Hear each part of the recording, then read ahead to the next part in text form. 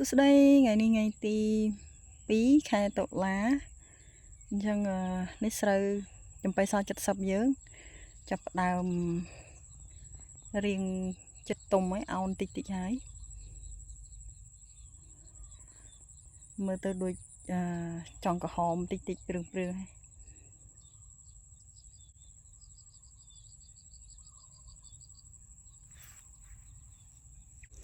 ចឹងខាងនេះគឺស្រងែថ្មី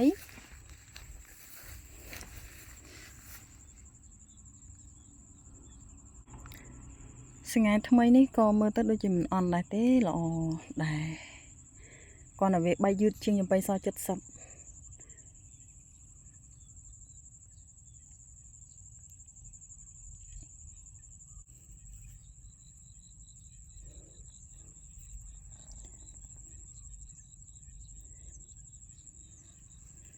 បើគិតពីសម្រស់វិញអាចនិយាយបានថាស្រីម៉ៅ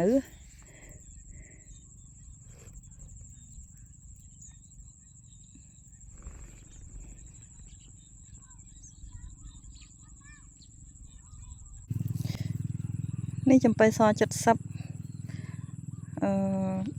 ដោយសារគេបែកចេញមកមុនអញ្ចឹងគេប្រហែលជាទុំមុនហើយ